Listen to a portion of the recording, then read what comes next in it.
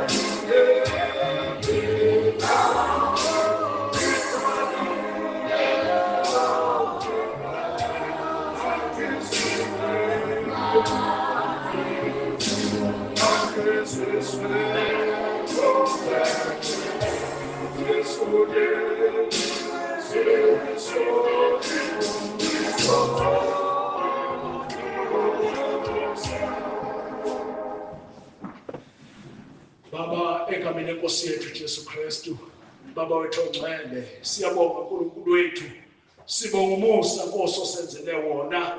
siyabonga ukusilonda nokusigcina Nkosi ukuba khona kwethu kule ndawo Nkosi Jesu.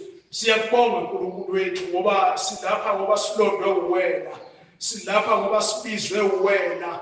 uNkulunkulu wethu siyacela Nkosi ukuthi ube nathi umoya wakho ongcwele. Ngiyacela ke Nkosi ukuba usisize Nkosi uhlale nathi, usilondoloze Nkosi usigcine. Ngiyala yonke imimoya Nkosi engaphazamisa uNkulunkulu wethu ukulalelwa kwezwi lakho. Ngegama likaJesu ayinasabelo phezu kwabantwana bakho, ayinasabelo uNkulunkulu wethu kule ndawo esikuyona. Qalekisa amandla obumnyama ngegama likaJesu, kwaphose esihogweni ukuba Nkosi ayohlala khona. Moya ongcwele siyabonga Nkosi, sisize ukuba Nkosi usenze silizwe Nkosi izwi lakho. Ngiyakhuleka egameni likaJesu Kristu Nkosi yethu, silondoloze Nkosi usigcine, libiyele Nkosi ulivikele, lingelakho Nkosi livela kuwena. Ngiyacela Nkosi usebenzise nomzimba Nkosi ukuba Nkosi izwi lakho lihambe lifike kubantwana bakho, linjengalokhu Nkosi wena uthumele. Moya ngcwele siyanxusa, sibiyeleke Nkosi usiqinise, usilondoloze ngegama likaJesu ophilayo, uJesu Kristu inkosi. uJesu Kristu inkosi. uJesu Kristu inkosi. Amen.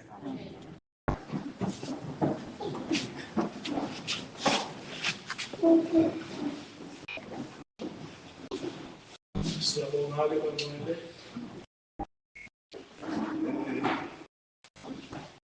Sizothola izwi lethu lapha kwabaseFesu chapter 5.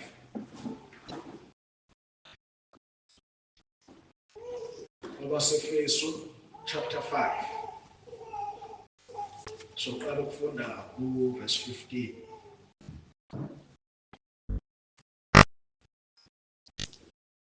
Ngiyakholwa sengitholile. Siqala ukufunda.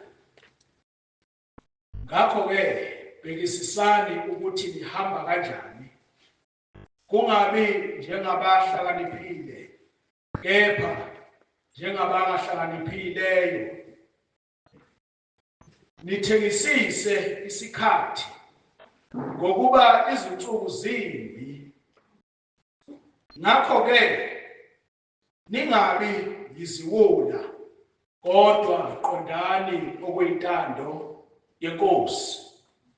Inkosi mayibusiswe ukufunda kwezwi layo. Amen. uJesu Kristu inkosi bangcwele. uJesu Kristu inkosi. Ngiyafisa nje nami ukuthi kungenzeki ukuthi mhlawumbe ngize ngiqede la noma ngisuke la ngingakazi ngisho ukuthi uJesu Kristu inkosi. Njengoba bekushiwo ukuthi indaba ka-Amen kufuna siyinciphise. Siphakamise kakhulu ukuthi uJesu Kristu inkosi. Isizathu-ke abantu bayazi, abantu abaningi ukuthi umpostoli wathini. Naye uthi akusukanga kuyena, kepha uNkulunkulu okhulume kuyena ukuthi asikusebenzise. Ngenxa yokuthi silwa nemimoya emibi, sixosha amadimoni asiphazamisayo uma silalela inkonzo.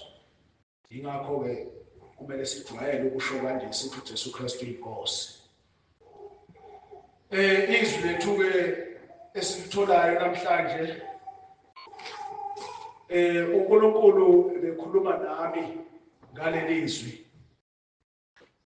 Angazi-ke noma mhlawumbe nawe uyakhuluma nawe ngaleli izwi, kodwa ngiyafisa kakhulu ukuthi siyakhumbuzana nje ukuthi ikuphi uNkulunkulu akudingayo kithi singabantwana bakhe, siphile emhlabeni onazo zonke izinto ezenzeka khona ezingalungile. Usithandile-ke thina ukuthi sikwazi ukulalela amazwi awakhulumile. Isihloko sithi ukuhamba ekukhanyeni. Ngakho-ke bhekisisani ukuthi nihamba kanjani. Bhekisisani ukuthi nihamba kanjani.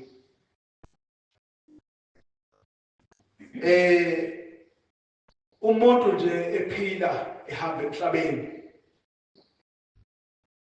kufanele aqaphelisise noma abukisise ukuthi konke akwenzayo ukwenza kanjani ngendlela efanele yini, konke akwenzayo kuyintando yini yomdali wakhe noma kuyintando yakhe. Kuvamile ukuthi uma senza izinto zethu siphuphuthekiswe usathane sibone sengathi kuhle, kodwa ke unembeza uNkulunkulu wawubeka kumuntu ukuthi akwazi ukumlawula uma ehamba emhlabeni, uma enza izinto emhlabeni. Yingakho la lithi izwi lenkosi, bhekisisani ukuthi nihamba kanjani. Uyibuke nje, ungambuki umuntu oseduze kwakho noma ungambuki ubaba uZulu, awuyibuke wena nje ukuthi iviki liqalile uhamba kanjani, yini kade yenza. Uma ngafika izwi lithi wenze kanjani kusuka ngoMsombuluko kuze kushaye uMgqibelo,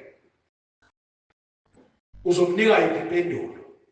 Mawubuzwa lo mbuzo nje, impendulo yakho impendulo ezokugculisa na noma uzophathwa amalini ukuthi uyiphendule. Qaphelisise ukuthi izinto zakho ozenzayo uzenza kanjani. Wenza lokho kuyintando kaNkulunkulu noma wenza kuyintando yakho? Uthini makhelwane wakho ngokuhamba kwakho? Uthini umngane wakho ngokwenza kwakho? Qaphelisani, niqaphelisise. Uthi lapha obhala kahle, ngakho-ke bhekisisani ukuthi nihamba kanjani endleleni yokukholwa. Nihamba kanjani? Nenza khona yini? Manikhuluma ngomlomo, nikhuluma khona yini? Kuyaphilisa noma kuyabhidlisa?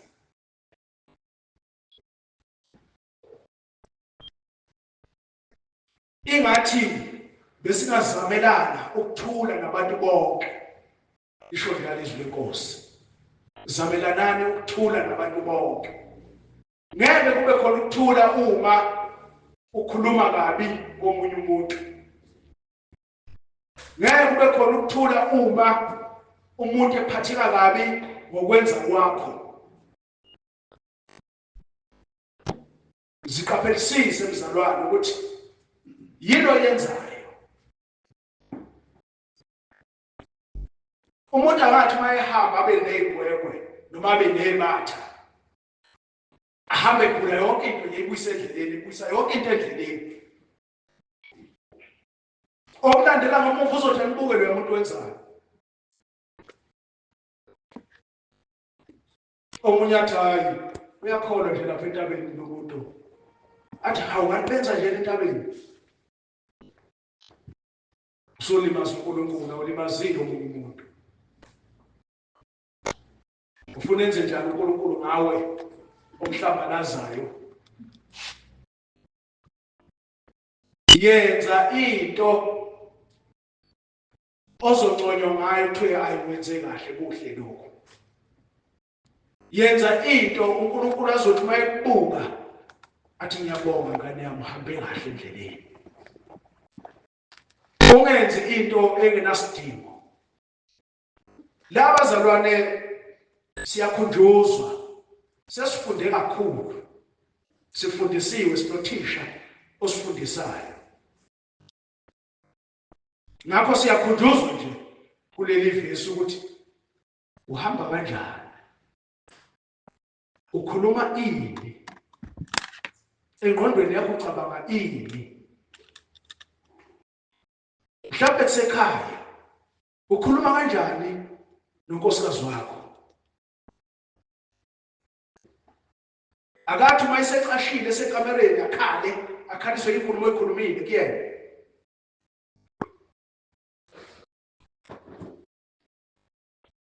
Nobuso bakho busuke bunjani? Bakhona abanye abantu babekhuluma babuyisa ihlonze. Fica ubuso sekushwabene benze nje. Akukuhle lokho phambi kaNkulunkulu. Amfuni uNkulunkulu umuntu owenza njalo. Engathi uma ukhuluma ubuso bakho bube nesimali. uNkulunkulu ajabule ngawe nokukhulumayo ukuze kuzozwakala kahle. Nomama kanjalo. Ubaba usewubaba yini ekhaya noma ubaba usefana nengane nje ekhaya. Sovela uphefumule nje. Bekisisana ukuthi nihamba kanjani.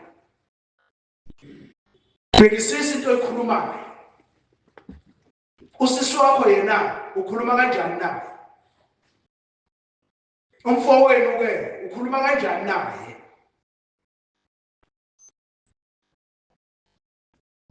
Ingane zethu namhlanje mawuthetha ziyephuma ibaleke. Ngoba suke khona into esuke sezibona. Zibona isilwane. Khuluma kahle nengane yakho izokuzwa.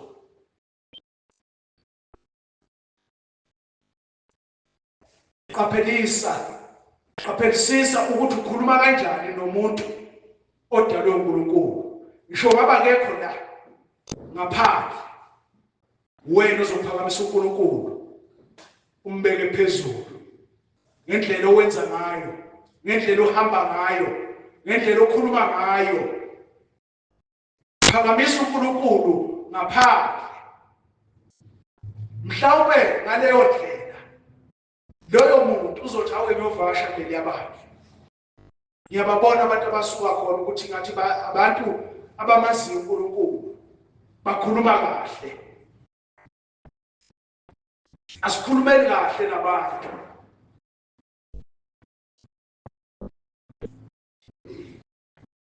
Umuntu mawubona ukuthi yona mbizo ukhulume kahle naye, mchazele.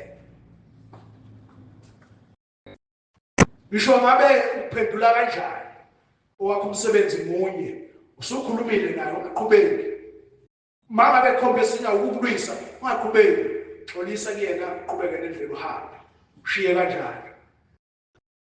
Unembeza wakho uzosala umsebenzi. Kodwa sikhuluma kanjani nabantu? Sihamba kanjani endleleni masihamba?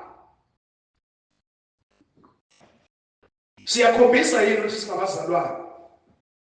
Noma siyaguquka? Bona babone enye into.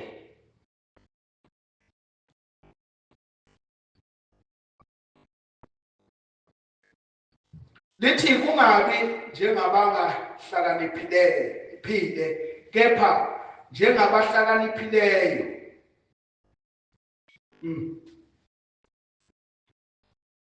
Kusho ukuthi uma sihamba ngendlela uNkulunkulu angayifuni noma senze izinto uNkulunkulu angayifuni, futhi asihlakaniphile. Siziwula kahle kahle. Uma sizokwenza intando kaNkulunkulu, sizokwenza lokho uNkulunkulu akufunayo, sihlakaniphile. Ngiyakhumbula ngelinye ilanga lithi izwi leNkosi ukuqala kokuhlakanipha ukumesaba uJehova. Kusho ukuthi masenze izinto zikaNkulunkulu sihlakaniphile. Kodwa senze izinto eziphambana noNkulunkulu siziwula masinjalo. Ukhona uthanda ukuba isiwula yena. Bahloniphisile kahle la. Batho bahlakaniphile. La ngaphandle yabe kubize kanjani? Bawubiza ngegama elibuhlungu. Uthi uma ulizwe nawethutha kwenze njani manje? Naku sekukhuluma kabuhlungu kangaka. Lapha abahloniphise ngabantu beka mnandi leli gama. Uma senza izinto uNkulunkulu angayifuni, siziwula noma asihlakaniphile kodwa masenza lokhu uNkulunkulu akudingayo singabahlakaniphileyo. Ngakho kusifanele ukuthi sibe ngabahlakaniphileyo. Ukuhlakanipha ke kuyasetshenzelwa. Awuveli kuthiwe uhlakaniphile ungenzanga lutho. Ufuna wenze kahle bese kuthiwa uhlakaniphile usifanibani. Nasesikoleni kwakwenziwa njalo noma kwakukhulunywa kanjalo. Ingane mayiphasa i-test ewulengane ihlakaniphile. Kodwa ma ifeyilile khomba ukuthi ayimlalelanga uthisha. Ayimzwanga into uthini. Yahluleka ngisho uyombuza ukuthi thisha ngizwanga la. Ngoba othisha basinika ithuba lokuthi sibabuze. Athi uthisha nizwile class. Zilingane yes. Lo yes. Baningi abawushoyo bengazwanga. Angazi wasebenzela abangani babo noma wasebenzelana. Mase kubhala test uphuma phakathi kweblock. Imhlolile test kodwa utheni sizwile. Qaphelisisa ukuthi uhamba kanjani. Qaphelisisa ukuthi yini oyenzayo iyamthokozisa yini uNkulunkulu into oyenzayo wena. Athi unumber 16 nithengisise isikhathi ngokuba izinsuku zimbi. Nithengisise isikhathi ngoba isikhathi siyeza bazalwane. Athi omunye ikade labantu basho bathi isikhathi siyeza. Kanti sifika nini? Isikhathi siyeza. Futhi sesisondele mina ngokubuka kwami. Wena uzobheka mina kuvele kuhamba umakhelwane wakho. Ongaboni ukuthi isikhathi sesifikile. Ucabanga ukuthi wena hayi mina ngizosala. Akekho noyedwa yokomela othini njengentethe. Sonke siyahamba. Inkinga ukuthi uzohamba kanjani. Mawuhamba uphetheni. Susebenzile yini usesemhlabeni? Athi omunye umfundisi uma ulamhlabeni usemsebenzini uyakha. Wakha indlu yakho yasekhaya. Ukuthi mawudlula la uyithola isiphelile indlu yakho ekhaya. Manje wena usuyakhile yini? Singanani yakho? Sifikile emawindini. Singaphezu kwawo amawindi. Noma awaqala kwa foundation. Kodwa lethi izwi isikhathi lisithengisise. Shuthi wena usabona ukuthi hayi usadlalwa nje. Thengisisani isikhathi. Lethi insuku zimbi. Isikhathi lesokuthi wonke umuntu othi ngiyamkhonza uNkulunkulu athengisise isikhathi. So kuba uma sesifika isikhathi thothwe usuqedile uqoqe yonke into ade uyidinga uqedile. Singafika isikhathi sithola ukuthi wena lutho awuqoqe lutho nguwe. Thengisisani isikhathi ngoba insuku zimbi.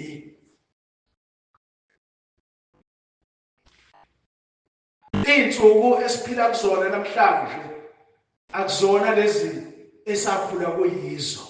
Sekushintshe kakhulu kwenzeka izinto eziningi ezethusayo esingakaze sicabanga ukuthi ziyoke zenzeke. Mhlawumbe uma singafundisa izingane zethu ukuthi impilo esasiphila ngaphambilini yayinjani.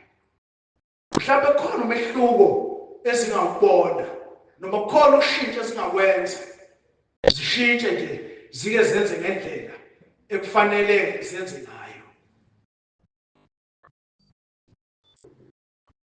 Sikhumbuzane nathi sibadala bakuyenzeka thola ukuthi sibadala nje masihamba endleleni sihamba siphula amazolo asihambe siqonde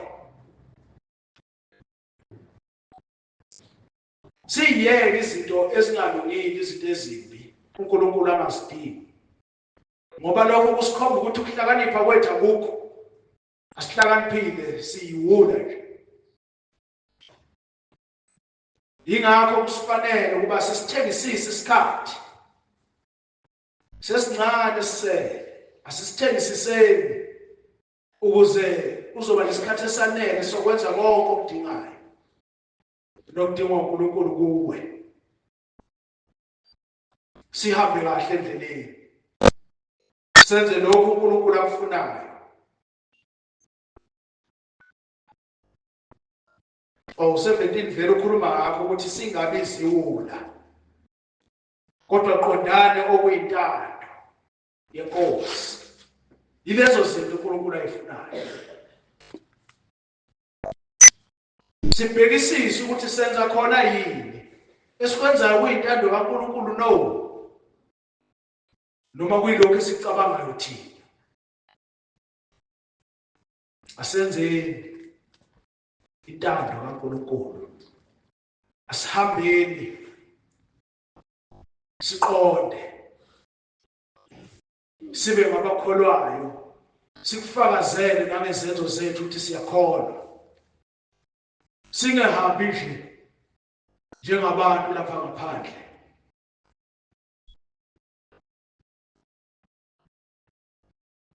Uthi lapha uMathewu chapter 10 verse 16, bhekani ngiyanithuma njengezimvu phakathi kwezimpisi, ngakho ke hlakaniphani njengezinyoka nibe mnene njengamajuba. Izinto lezi uNkulunkulu ayifunayo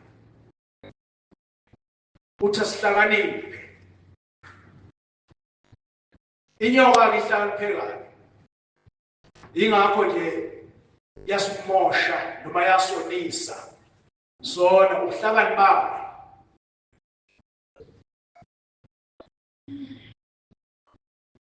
Bathi sibe mnene thina njengamajuba ngoba singabantwana bakaNkulunkulu. Asibe mnene. Ingakho kusimele ukuthi sihlakaniphe senze lokhu uNkulunkulu akudingayo kuthina. Senze lokhu uNkulunkulu afisa ukuba sikwenze. Sihambe siqonde endleleni kaNkulunkulu. Senze ukuba wonke umuntu osibhekayo athi ngiyabathanda laba bantu bahamba kahle endleleni kaNkulunkulu. Ngisho kwembatha kwethu singakushintshi. Singashintshiswa umuntu. Asigqoke njengoba uNkulunkulu esithanda. Sigqoke njengoba uNkulunkulu efisa ukuba sigqoke ngayo. Bese siyiphatha kahle. Senza kahle phambi kaNkulunkulu naphambi kwabantu bonke. Ukuze besibone ukuthi sinoNkulunkulu funa senze intando kaNkulunkulu.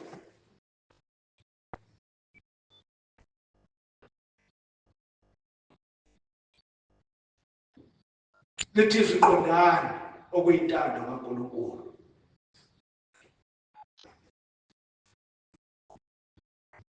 Qondane okuyintando kaNkulunkulu. Nenze khona ukuze uNkulunkulu azokubusisa ngokwenza kwenu.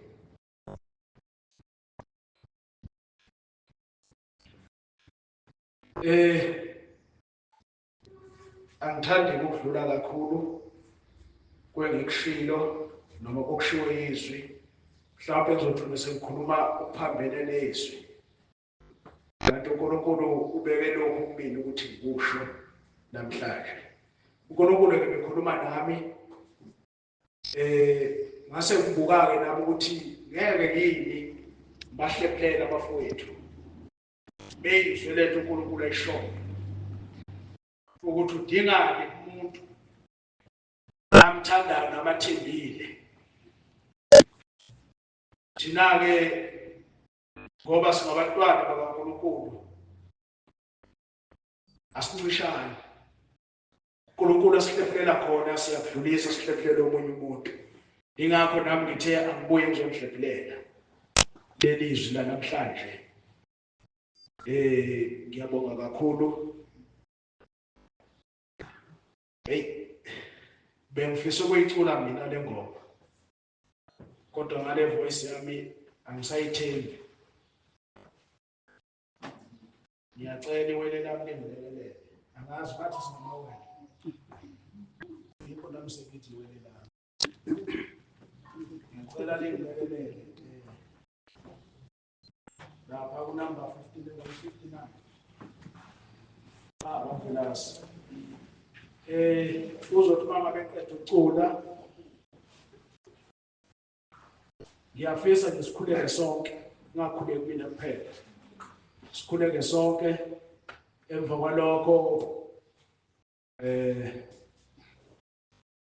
ubaba umfundisi uMthembu wayeqeda masiqeda nje ukukhuleka. Uma sesiqedile konke sizodlula siye kuNakhumane kumphathi ohlelo enze inkonzo yakhe engakadluli. Mayeqeda nje bakuThembu uzosibongela inkonzo, mina ngizosho isibusiso. Kodwa mayeqeda ukucula manje sonke siyathandaza. Masivuka lapho umphathi ohlelo uqhubeka nohlelo lwakhe. Mayeqeda bakuThembu uyasithandazela isibongela izwi ubaba uZulu usho isibusiso. Nkosi usibusiso. Jesu Kristu inkosi. Jesu Kristu inkosi. Ngameshinda uJesu wazixwayiso nangesembi